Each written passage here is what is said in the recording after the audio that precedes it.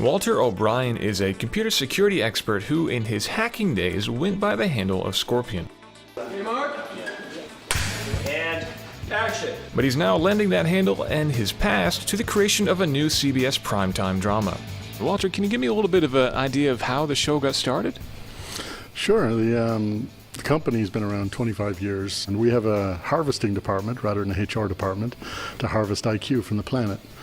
And it's getting harder and harder to find more geniuses. So we thought it'd be a great idea if we could tell our story and maybe have them find us. And then CSI has been on the air about 10 years now, and they've influenced a lot of kids to study chemistry and biology. So if we can do the same thing for kids studying computer science or artificial intelligence, it'll be a huge benefit to this country over the next 8 years. Cut. Good. O'Brien is one of the world's leading experts when it comes to applying computer science and artificial intelligence to complex industry challenges. Hacking to me is really just a mentality. It's whether you're biohacking a body or hacking a technology system. It's a way of thinking outside the box, of seeing what's not there, of questioning assumptions, of going around the obvious. His first run-in with the law happened at a young age, just 13, when he worked his way into NASA computers to download space shuttle blueprints to hang on his wall. When I was 13 years old, I was a curious kid, and I got on the ARPANET before it was called the Internet. And back then, 1987, the coolest thing to do was try and get any imagery, any good, cool pictures on the computer you could. And I found an AutoCAD file on the ARPANET that was very, very large, which meant it was very complex. So I managed to piece together the file, and it was the blueprints of the spaceship Columbia. He was caught, but afterward helped them to improve their security. Homeland Security. We're looking for Walter O'Brien.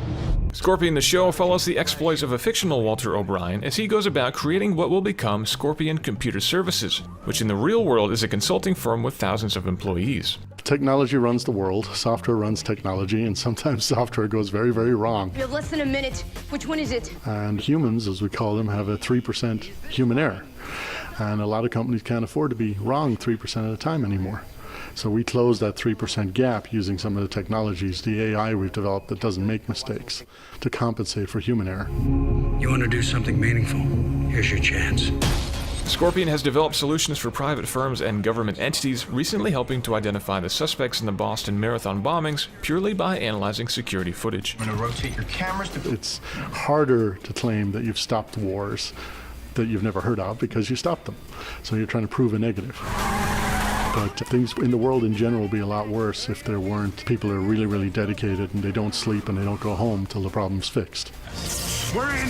Scorpion premieres on September 22nd, and while episodes may take some liberties with the truth, Walter hopes the focus on tech will be enough to inspire a new generation of computer scientists. My name is Walter O'Brien, and I'm a genius.